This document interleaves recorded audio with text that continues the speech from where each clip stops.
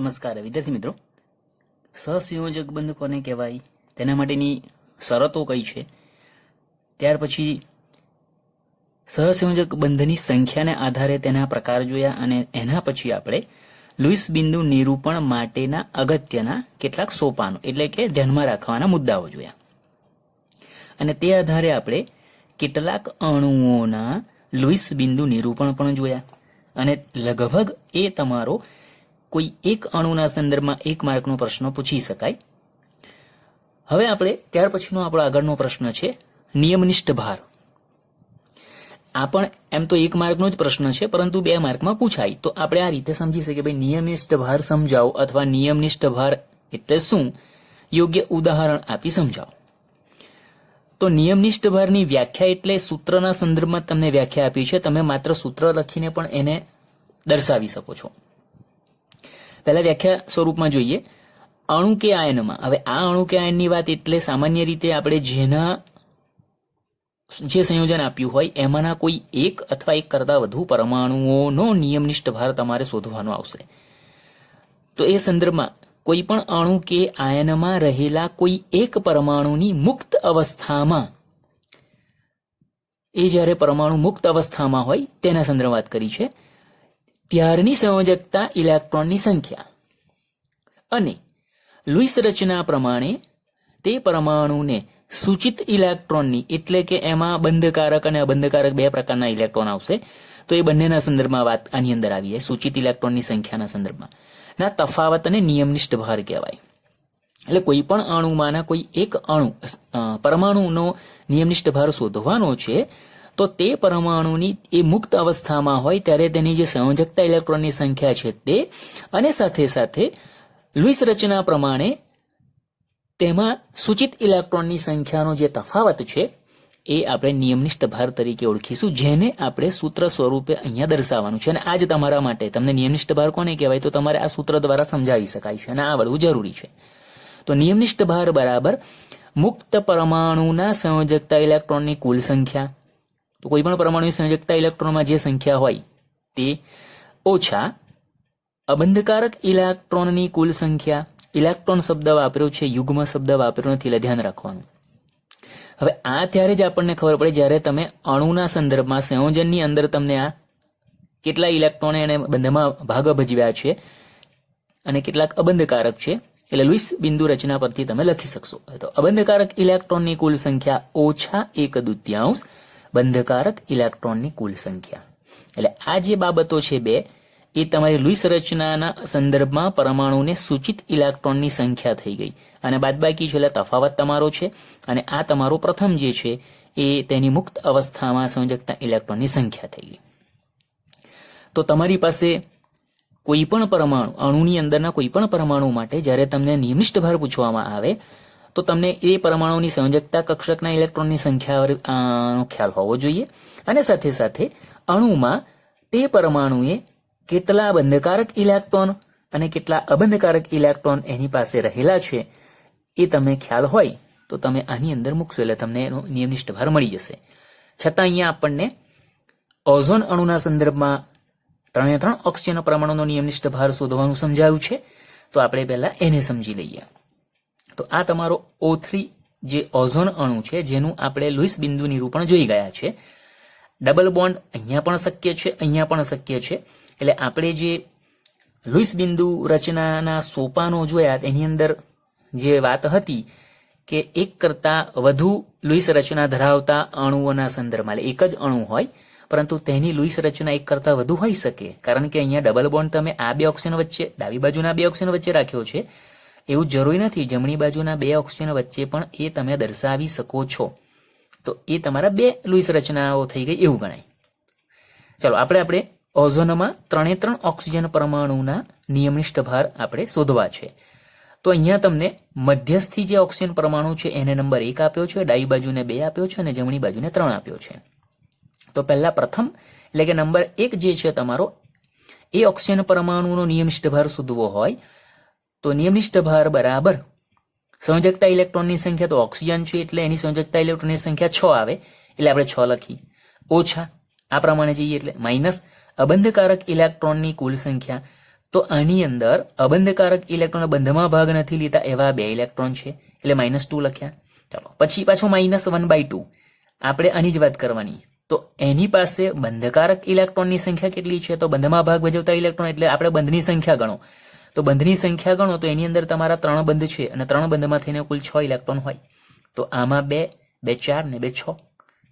તો 1/2 ગુણ્યા 6 કર્યા તો 1/2 6 એટલે 3 અને આ 2 માઇનસ માઇનસ એટલે 5 -5 6 -5 એટલે +1. તો આ જે ઓક્સિજન છે તમારો એનો નિયમનિષ્ઠ ભાર +1 છે એટલે એના ઉપર આપણે પ્લસ દર્શાવ્યો. એમ પણ આપણે જોયું હતું કે સંયોજકતા કરતા વધારે બંધ ધરાવે છે એટલે એના ઉપર ધન વીજભાર થાય એ નિયમનિષ્ઠ ભાર આધારિત તમે દર્શાવ્યો. ચાલો પછી બીજા ઓક્સિજન માટે જઈએ. તો એના માટે પણ સંયોજકતા ઇલેક્ટ્રોનની સંખ્યા તો એ તો 6 જ આવવાની. અબંધકારક ઇલેક્ટ્રોનની સંખ્યા તો એ 2 ને 2 4 છે એટલે આપણે 4 લખ્યા. -1/2 બંધકારક ઇલેક્ટ્રોનની સંખ્યા તો આની પાસે 2 બંધ છે એટલે 4 ઇલેક્ટ્રોન. તો -1/2 4. તો આ 2 અને આ 4 એટલે -4 -2 -6 અને +6 એટલે 0 થાય. તો આ બીજા નંબરનો ઓક્સિજનનો નિયમનિષ્ઠ ભાર 0 થયો.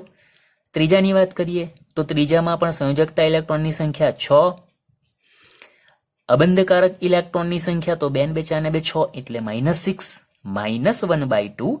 એક જ સહસંયોજક બંધ છે એટલે બંધકારક ઇલેક્ટ્રોનની સંખ્યા 2 થશે. તો એ 2 લખ્યા એટલે 1/2 × 2 એટલે 1, -6 -1 -7 અને આ +6 છે તો -1 આવશે. તો આ ઓક્સિજન પર આપણે -1 વીજભાર બતાવ્યો છે એનો નિયમનિષ્ઠ ભાર છે. તો આ પ્રમાણે તમે કોઈ પણ અણુના સંદર્ભમાં આવી રીતે નિયમનિષ્ઠ ભાર શોધી શકો છો. તમને આનો ખ્યાલ હોવો જોઈએ અને લુઈસ બિંદુ રચના તમને અણુની આવડવી જોઈએ. 2 આવડે તો તમે દર્શાવી શકશો. બીજું એક ઉદાહરણ આપણે લઈએ છીએ NO2 -1 નાઇટ્રેટ આયન છે. આનું લુઈસ નિરૂપણ આપી દીધું. નાઇટ્રોજન તમારું કેન્દ્રીય પરમાણુ, એની 5 સંયોજકતા ઇલેક્ટ્રોનની સંખ્યામાંથી એને 3 છે એ ભાગીદારીમાં વાપર્યા. ઓક્સિજનની સંયોજકતા 2 છે અને એક જ બંધ રચ્યો અને આ ઓક્સિજને એની સંયોજકતા પ્રમાણે 2 બંધ રચ્યા છે. હવે આની અંદર મેં નંબર ક્રમમાં લીધા, ડાબેથી જમણે જઈએ તેમ ઓક્સિજનના નંબર 1 2 લીધા અને નાઇટ્રોજન છે એનો નંબર 3 લીધો. તો આ 3 પરમાણુઓનો આપણે નિયમનિષ્ઠ ભાર શોધીએ. તો પહેલા 1 નંબરનો ઓક્સિજન છે તેનો નિયમનિષ્ઠ ભાર બરાબર તો સંયોજકતા ઇલેક્ટ્રોનની સંખ્યા તો આપણને ખબર છે ઓક્સિજનમાં 6 આવે તો 6 ઓછા અબંધકારક ઇલેક્ટ્રોનની સંખ્યા તો અબંધકારક ઇલેક્ટ્રોન ઉપર 2 નીચે 2 4 છે ઓછા 4 ઓછા 1/2 બંધકારક ઇલેક્ટ્રોનની સંખ્યા તો 2 બંધ છે અને 2 બંધ હોય એટલે 4 ઇલેક્ટ્રોન થાય તો -1/2 × 4. તો અહીં 2 અને આ 4 એટલે -6 + 6 0. આ ઓક્સિજન છે એનો નિયમનિષ્ઠ ભાર 0 થયો. ચાલો પછી 2 નંબરના ઓક્સિજનનો નિયમનિષ્ઠ ભાર તો એમાં પણ સંયોજકતા ઇલેક્ટ્રોનની સંખ્યા તો 6 જ થવાની એટલે 6 લખ્યા. ઓછા અબંધકારક ઇલેક્ટ્રોનની સંખ્યા તો એ 6 છે ઓછા 6 ઓછા 1/2 બંધકારક ઇલેક્ટ્રોનની સંખ્યા તો એક જ બંધ છે એટલે 2. તો 1/2 ગુણ્યા 2 એટલે 1. ઓછા 6 ઓછા 1 એટલે ઓછા 7 + 6 એટલે -1. તો આ ઓક્સિજન પર -1 જે વીજભાર દર્શાયો કારણ કે એને સંયોજકતા કરતા એક બંધ ઓછો ધરાયો છે આધારે તેનો નિયમનિષ્ઠ ભાર પણ તમને -1 મળે છે. અને ત્રીજો પરમાણુ છે નાઇટ્રોજન, એનો નિયમનિષ્ઠ ભાર તો નાઇટ્રોજનની સંયોજકતા ઇલેક્ટ્રોનની સંખ્યા તો એ 5 થાય એટલે આપણે 5 લખ્યા. ઓછા અબંધકારક ઇલેક્ટ્રોનની સંખ્યા તો એની પાસે 2 અબંધકારક ઇલેક્ટ્રોન છે તો ઓછા 2 ઓછા 1/2 બંધકારક ઇલેક્ટ્રોનની સંખ્યા તો આ 2 અને એક 3 બંધ છે એટલે 6 ઇલેક્ટ્રોન તો 1/2 × 6 આ 3 અને આ 2 ઓછા 3 ઓછા 2 ઓછા 5 + 5 0. તો નાઇટ્રોજનનો નિયમનિષ્ઠ ભાર પણ 0 છે. તો આ પ્રમાણે તમે કોઈ પણ અણુ માટે નિયમનિષ્ઠ ભાર શોધી શકો છો. સાથે સાથે તમને અહીંયા સમજાયું છે, ધારો કે તમને પૂછે છે ટૂંકનોંધ સ્વરૂપે તો તમારે ઉદાહરણ સાથે સમજૂતી આપવાની થાય તો 3 માર્કની અંદર પછી આને ધ્યાનમાં રાખવાનું. બાકી આ તમારો એક હેતુલક્ષી પ્રકારનો પ્રશ્ન છે. સામાન્ય રીતે નિયમનિષ્ઠ ભાર અણુમાં સાચું ભાર અલગીકરણ દર્શાવતો નથી.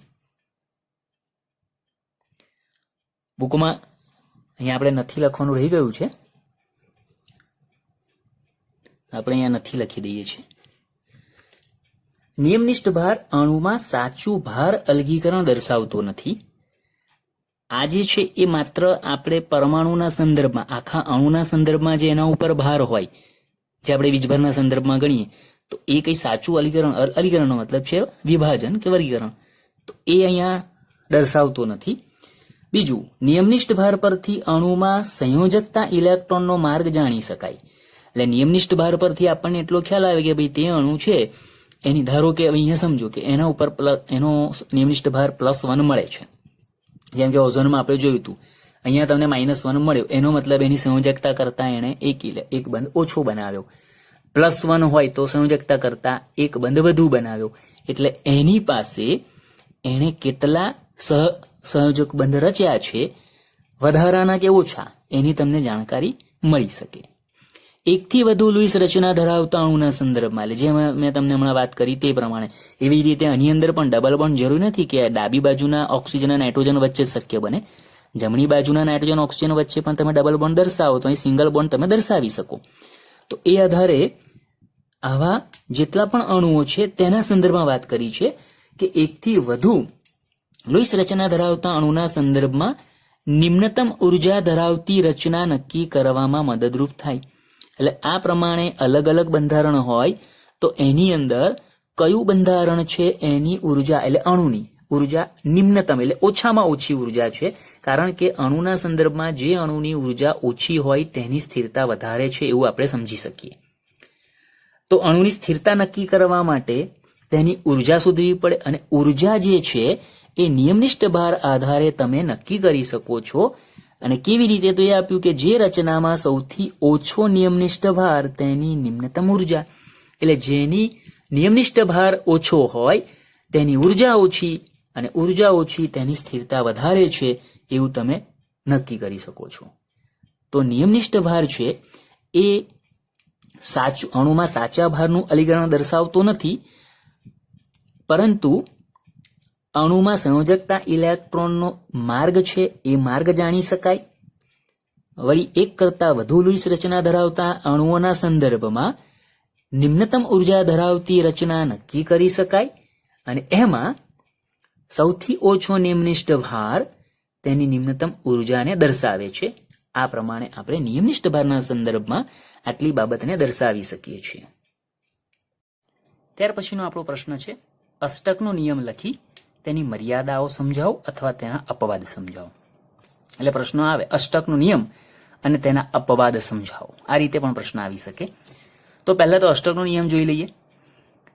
અષ્ટકનો નિયમ તો કે બંધ રચનામાં ભાગ ભજવતા પરમાણુઓ તેમના સંયોજકતા ઇલેક્ટ્રોનની આપલે કરી અથવા ભાગીદારી દ્વારા તેમની સંયોજકતા કોષનું અષ્ટક બનાવે છે.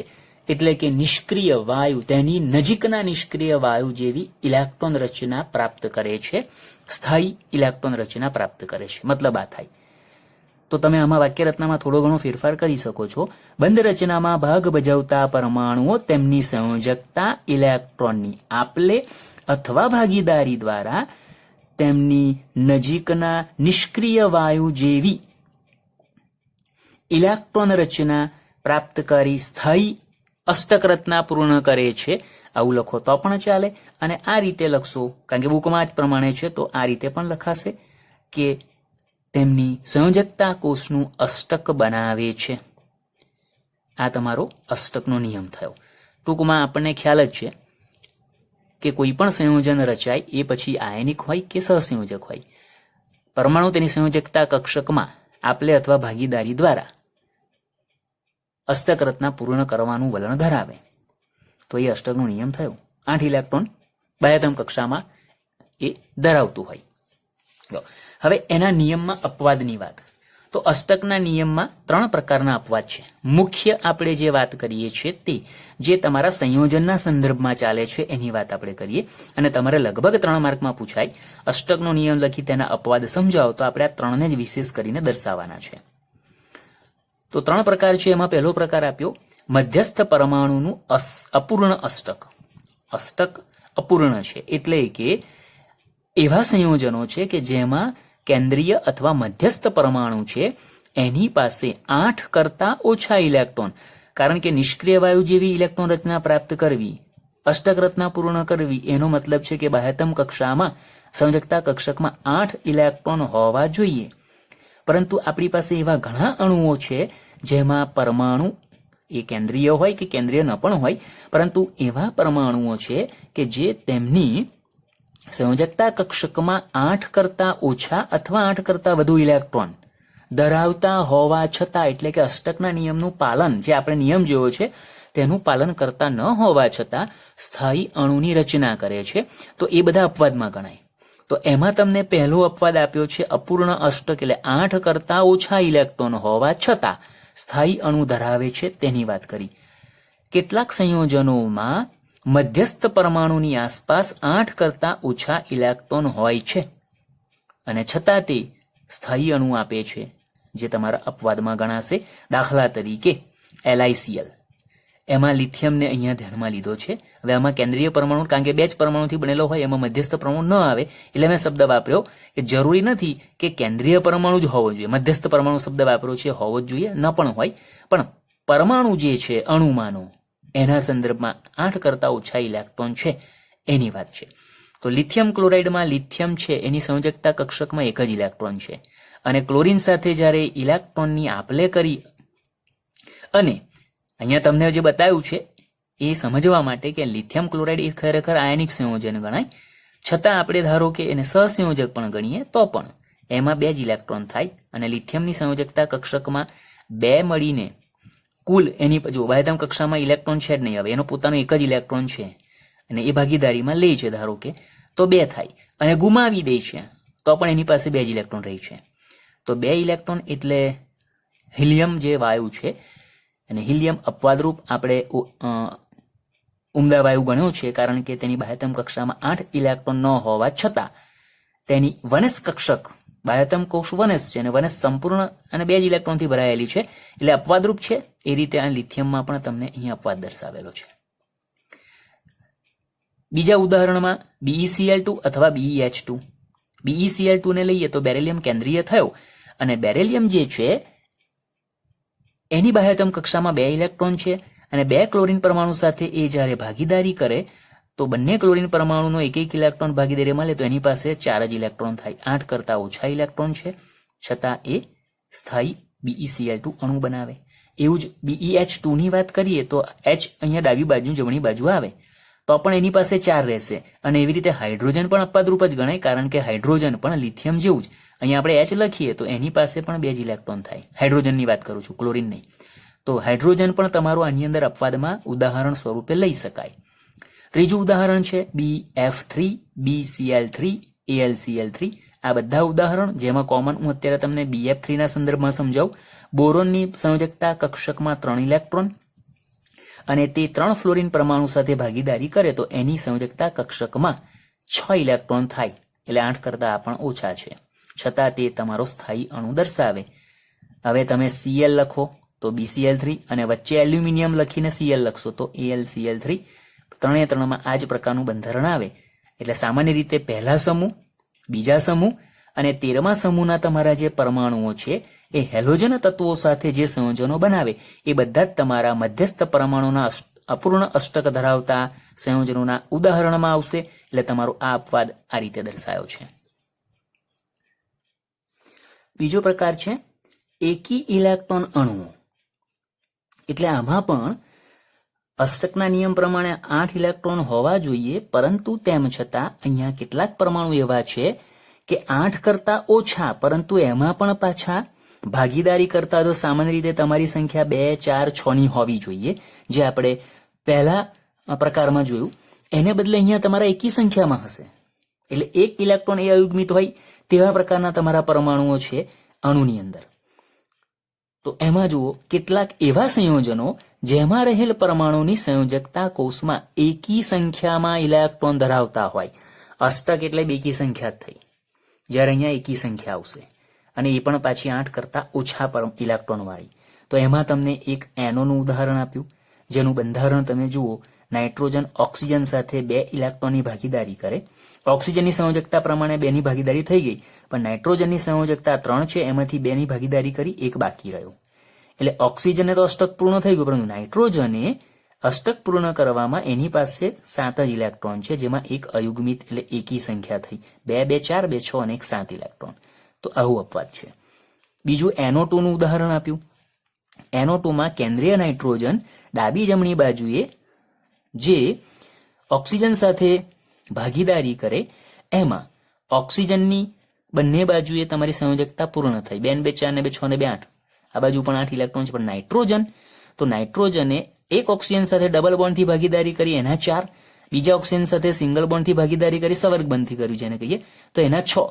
અને એની પાસે હજુ કારણ કે એના 5 ઇલેક્ટ્રોનમાંથી અહીંયા 2 અને 2 4 એક બાકી રહ્યો. તો અત્યારે તમે જુઓ આ નાઇટ્રોજન પાસે 2 ને 2 4 ને 2 6 ને 7 ઇલેક્ટ્રોન થયા, તો એ પણ 8 કરતા ઓછા, અને એમાં પણ એકી સંખ્યા 7 છે. એટલે તો આવું તમારું જે અણુ છે એ તમારું અપવાદરૂપ એકી ઇલેક્ટ્રોન અણુઓના સંદર્ભમાં દર્શાવેલો છે. આ બીજો પ્રકાર થયો. ત્રીજો પ્રકાર વિસ્તરિત અષ્ટક. વિસ્તરિત અષ્ટક એટલે કે કેટલાક એવા અણુઓ હશે કે જે અષ્ટકના નિયમને આધારે સંયોજકતા કક્ષકમાં 8 ઇલેક્ટ્રોન હોવા જોઈએ, તેને બદલે તેનાથી વધારે ઇલેક્ટ્રોન હશે. જેવી રીતે આપણે 2 પ્રકાર ઉપરના જોયા, એમાં 8 કરતા ઓછા ઇલેક્ટ્રોન વાળા અણુઓ છે. આની અંદર હવે 8 કરતા વધુ ઇલેક્ટ્રોન ધરાવતા અણુઓ, જેમાં એટલે કોઈ પરમાણુ પાસે 8 કરતા વધુ ઇલેક્ટ્રોન હશે તેવા સંયોજનના ઉદાહરણ છે. કેટલાક સંયોજનમાં મધ્યસ્થી પરમાણુની ડી કક્ષકો પણ બંધ રચનામાં ભાગ લેતી હોવાથી, અને સ્વાભાવિક છે કે 8 કરતા વધારે ઇલેક્ટ્રોન જ્યારે તમારા દર્શાવતું હોય તો એનો મતલબ કે એણે 4 કરતા વધુ બંધ દર્શાવ્યા હશે, ને 4 કરતા વધુ બંધ દર્શાવવા માટે 3 પી કક્ષકની 3 અને એસ ની 1 મળીને કુલ 4 બંધ રચાય, પરંતુ 5મો બંધ બનાવો તો એની પાસે ડી કક્ષક હોવી જરૂરી છે.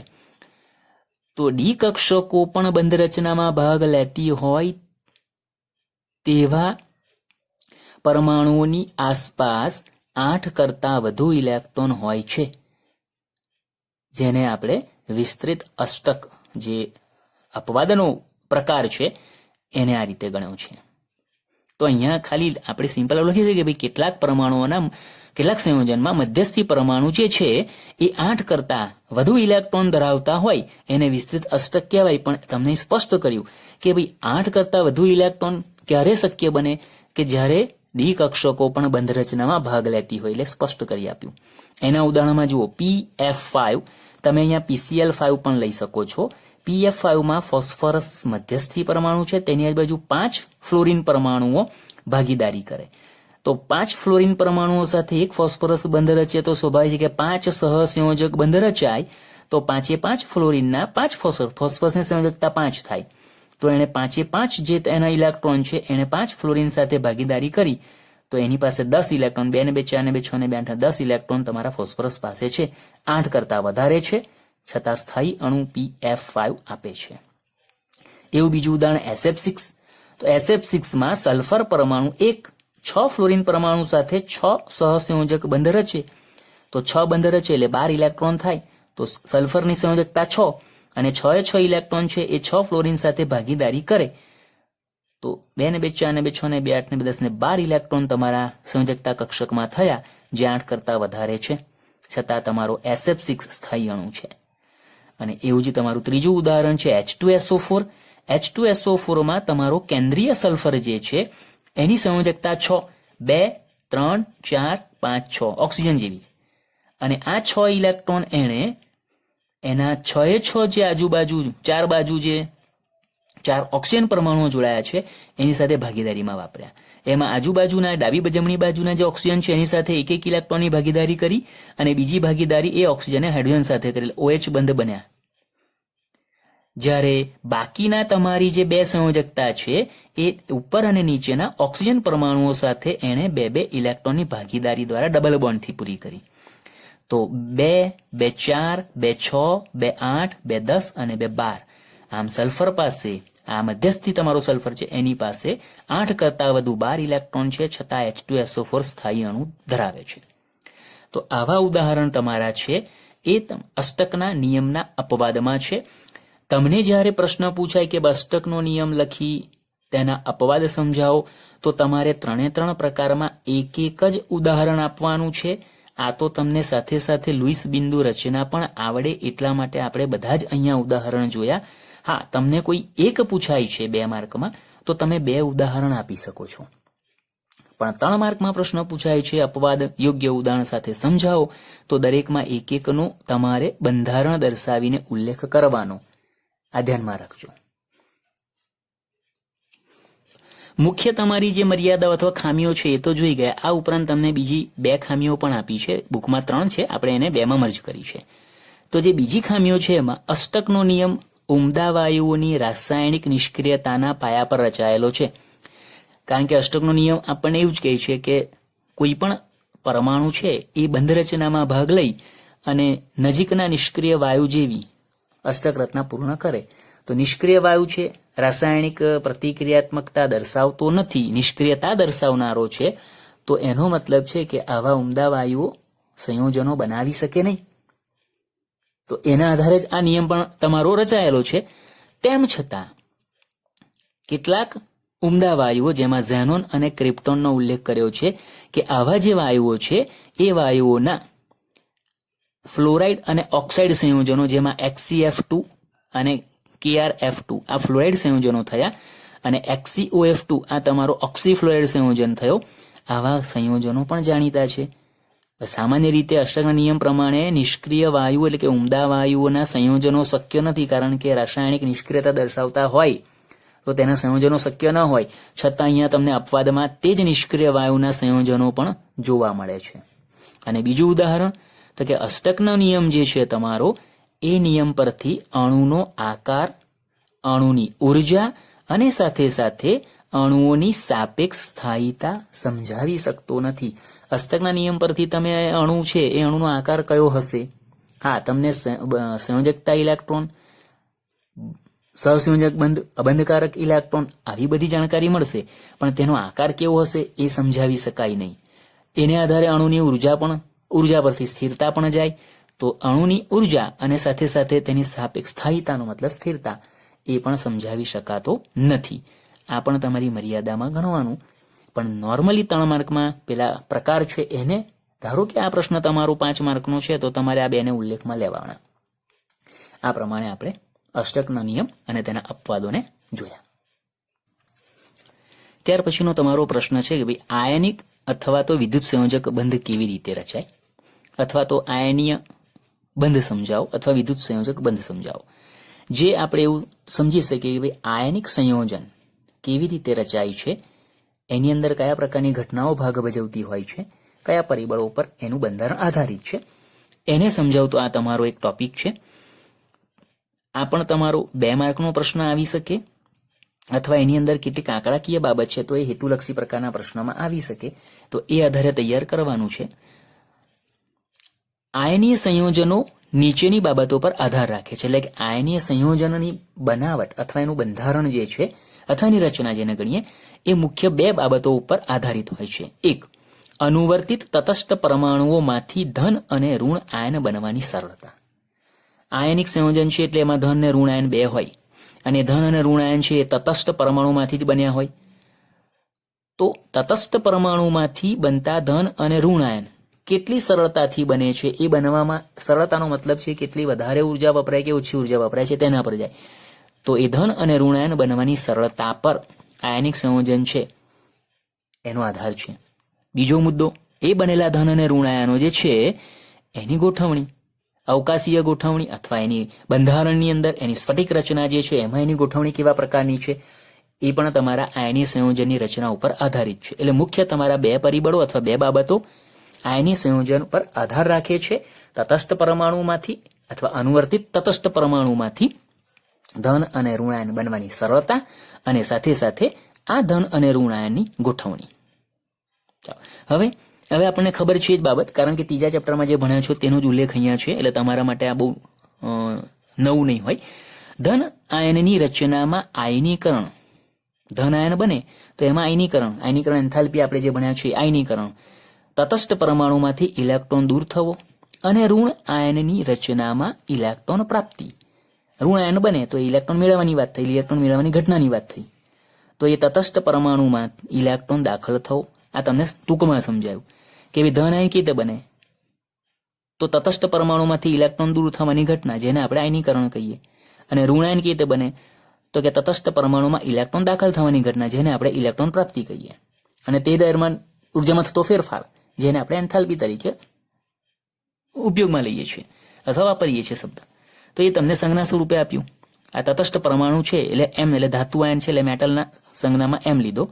ઇલેક્ટ્રોન દૂર થવો તો પ્લસ એમ, એટલે એમ પ્લસ તમારો છે. ધન આયન બન્યું, ઇલેક્ટ્રોન દૂર થયો. આયનીકરણ પ્રક્રિયા દરમિયાન આયનીકરણ એન્થાલ્પી. એક્સ પ્લસ ઈ માઇનસ, હેલોજન સમૂહના સંદર્ભમાં વાત કરીએ.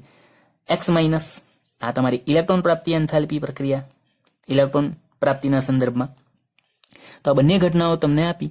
હવે આપણને એ પણ ખબર છે ત્રીજા ચેપ્ટરમાં ભણ્યા એ પ્રમાણે કે સામાન્ય રીતે ઇલેક્ટ્રોન પ્રાપ્તિ જે ઘટના છે મેળવવાના સંદર્ભમાં એ તમારી ઉષ્માક્ષેપક અને શોષક કોઈ પણ હોઈ શકે, પરંતુ આયનીકરણ જે ઘટના છે એ હંમેશા ઉષ્મા શોષક જ હોય. બીજું, ઇલેક્ટ્રોન પ્રાપ્તિ જે ઘટના છે જેને ઇલેક્ટ્રોન બંધુતા પણ કહેવાય. પરમાણુમાં ઇલેક્ટ્રોન દાખલ થાય એટલે કેન્દ્ર પ્રત્યેનું આકર્ષણ, એને બંધુતા કહેવાય. એટલે એ અહીંયા તમને એ પણ શબ્દ આપ્યો, ઇલેક્ટ્રોન પ્રાપ્તિ અને ઇલેક્ટ્રોન બંધુતા એક જ છે. તો ઇલેક્ટ્રોન પ્રાપ્તિ જે તમારી ઘટના છે એને ઇલેક્ટ્રોન બંધુતા વડે દર્શાવાય. અને ઇલેક્ટ્રોન બંધુતાનું તમારું મૂલ્ય એટલે કે ઇલેક્ટ્રોન પ્રાપ્તિ એન્થાલ્પીનું મૂલ્ય જે સામાન્ય રીતે ઋણ હોય છે. તો આયનીય બંધ જે બને છે એ બંધ જેની ઇલેક્ટ્રોન પ્રાપ્તિ, આપણે જે શબ્દ પહેલો જોયો કે ધન અને ઋણ આયન બનવાની સરળતા, સરળતાથી ધન આયન કોનો બને અને સરળતાથી ઋણ આયન કોનો બને. તો જેની આયનીકરણ એન્થાલ્પી નીચી હોય તે ધન આયનમાં ફેરવાય સરળતાથી, અને જેની ઇલેક્ટ્રોન પ્રાપ્તિ એન્થાલ્પીનું ઋણ મૂલ્ય ઘણું ઊંચું હોય તે સરળતાથી ઋણ આયનમાં ફેરવાય. તો એ આધારે આ અહીંયા તમને લખ્યું છે, આયનીય બંધ પ્રમાણમાં નીચી આયનીકરણ એન્થાલ્પી ધરાવતા તત્વો અને ઇલેક્ટ્રોન પ્રાપ્તિ એન્થાલ્પીના ઊંચા ઋણ મૂલ્યો ધરાવતા તત્વો વચ્ચે રચાય છે. અને એટલા માટે આપણે સામાન્ય રીતે આલ્કલી ધાતુ તત્વો અને હેલોજન સમૂહના તત્વો વચ્ચે તમારો આયનીય બંધ સામાન્ય રીતે બનતો હોય, કારણ કે આલ્કલી ધાતુઓની આયનીકરણ એન્થાલ્પી નીચી અને હેલોજન તત્વોની ઇલેક્ટ્રોન પ્રાપ્તિ એન્થાલ્પીનું મૂલ્ય ઊંચું હોય છે, ઋણ મૂલ્ય. તો આ આયનીય સંયોજન કેવી રીતે બને અથવા કયા પ્રકારના પરમાણુઓ વચ્ચે બને એની વાત થઈ. એની સાથે સાથે તમને આ જે આયનીય સંયોજનો બને છે એ સામાન્ય રીતે સ્ફટિકમય અવસ્થામાં હોય. સ્ફટિક એટલે એમાં જે પણ તમારા ઘટક કણો છે આયનો છે, તો એની નિશ્ચિત પ્રકારે ત્રિપરિમાણીય ગોઠવણી હોય. 12મામાં આખું ચેપ્ટર ઘન અવસ્થા ભણવાનું છે, એમાં તમને વધારે સમજ પડશે, પણ મેં ટૂંકમાં કહ્યું નિશ્ચિત પ્રકારે ઘટક પરમાણુઓની તમારી જે ગોઠવણી છે ત્રિપરિમાણમાં, અને એ ત્રિપરિમાણીય ગોઠવણી જે તમારી નિશ્ચિત પ્રકારે અંદર થયેલી છે એવા તમારા જે સંયોજનો છે એને આપણે સ્ફટિકમય કહીએ. તો આયનીય સંયોજનો સ્ફટિકમય અવસ્થામાં હોય છે, જેમાં ધન અને ઋણ આયનો કુલંબિક આકર્ષણ બળથી જકડાઈ ક્રમબદ્ધ ત્રિપરિમાણમાં ગોઠવાયેલા હોય છે. અહીં તમે આકૃતિ સાથે સમજી શકો છો. આ જુઓ, તમારો NaCl નો સ્ફટિક આપ્યો છે, અને NaCl ના સ્ફટિકમાં તમે ભૂરા રંગના જે ગોળા છે એને Cl માઇનસ તરીકે ગણાવ્યા, તો લાલ રંગના જે તમારા ગોળા છે એને Na પ્લસ ધન આયન તરીકે દર્શાવ્યા. તો અહીં જુઓ, માત્ર આટલા એક નાના ભાગમાં Cl Na પ્લસ એટલે Cl minus Na plus Cl minus Na plus Cl minus Na plus. તો નિશ્ચિત પ્રકારે ગોઠવણી એવી જ રીતે તમારા નીચે પણ ક્રમિક યોગ્ય અંતરે ગોઠવાયેલા છે, અને પાછું એમાં પણ એક ધન આયન પછી ઋણ આયન, ધન આયન, ઋણ આયન, બરાબર. પાસે જે છે એ તમારા વિરુદ્ધ વીજભારિત ઘટક કણો જ ગોઠવાયેલા છે. એટલે આપણે ધારો કે આની વાત કરીએ તો આ તમારો Cl માઇનસ છે, એની આજુબાજુ 4, હજુ પણ તમે આની જ ઉપર પણ ગોઠવણી કરો તો ઉપર પણ એક અને નીચે પણ એક તમારા Na પ્લસ ધન આયનો તમારા જે છે એ એક Cl આયન 6 Na પ્લસ ધન આયનથી ઘેરાયેલો છે. એવી રીતે આ Na પ્લસ ની વાત કરીએ તો આ Na પ્લસ ની એક જ સમતલમાં ડાબે જમણે આગળ પાછળ 4 અને ઉપર અને નીચે બીજા 2 મળીને કુલ 6 Cl માઇનસ થી ઘેરાયેલો છે. તો અહીંયા તમારું જે કુલંબીય આકર્ષણ બળથી જકડાયેલા હોય, એટલે હવે એક જ ધન આયન 6 ઋણાયન પ્રત્યે અથવા એક ઋણાયન 6 ધનાયન પ્રત્યે પ્રબળ આકર્ષણથી જકડાય એટલે તમારો જે આ બંધ છે એ મજબૂત બને. અને એ પણ પાછી ત્રિપરિમાણીય ગોઠવણી. માત્ર આટલું જ નહીં, આગળ પાછળ, ડાબી બાજુ, જમણી બાજુ, ઉપર નીચે બધે જ આ જ પ્રકારની ગોઠવણી હોય. એટલે એ રીતની તમારી ત્રિપરિમાણીય અવકાશીય ગોઠવણી એ તમારા સ્ફટિકમયની અવસ્થા કરાય, એને સ્ફટિક કહેવાય. એમાં નિશ્ચિત પ્રકારે આ પ્રમાણે ગોઠવણી હોય. તો એ તમને અહીંયા વાક્યરચનામાં આપ્યું છે અને NaCl ના ઉદાહરણ દ્વારા સમજાયું. હવે આ NaCl બને ત્યારે તમારું જે સોડિયમ પરમાણુ છે ઇલેક્ટ્રોન ગુમાવે એટલે આયનીકરણ પામે. તો એની આયનીકરણ એન્થાલ્પીનું મૂલ્ય છે, હવે સ્વાભાવિક છે કે ઉષ્મા શોષક પ્રક્રિયા એટલે પ્લસમાં હોય 495.8 કિલોજૂલ પ્રતિ મોલ. અને Cl એ ઇલેક્ટ્રોન મેળવી Cl માઇનસમાં ફેરવાય એટલે ઇલેક્ટ્રોન પ્રાપ્તિ એન્થાલ્પીનું મૂલ્ય ઋણ હોય. એ તમને આપ્યું છે ડેલ્ટા EgH માઇનસ 348.7 કિલોજૂલ પ્રતિ મોલ. હવે ધન આયન અને ઋણાયન બનવાની જે ઘટના આધારિત તમારે એન્થાલ્પી ફેરફાર છે એનો તમે સરવાળો કર્યો તો આ પ્લસ છે અને માઇનસ છે એટલે તમને 147.1 કિલોજૂલ પ્રતિ મોલ મૂલ્ય મળ્યું. હવે આ L માઇનસ બંને તમારા જે આપણે કોસેલ અભિગમ જોઈ ગયા એમાં કુલંબિક આકર્ષણ બળથી જકળાય એટલે બે વચ્ચે આકર્ષણ થાય ને આકર્ષણ થવાથી સ્વાભાવિક છે કે ઉર્જાનું ઉત્સર્જન થાય. અને એ રીતે Na પ્લસ અને Cl માઇનસ એકબીજા સાથે આકર્ષાઈને NaCl જ્યારે બનાવે ત્યારે તમારું જે આ લેટિસ બન્યું, આને આપણે શબ્દ વાપરો, તમારી એ શબ્દ પણ આવશે કે આ તમારા જે ઘટક કણો છે એની બિંદુ સ્વરૂપે દર્શાવતી ત્રિપરિમાણીય રચના, જેને સ્ફટિક લેટિસ તરીકે ઓળખવામાં આવે.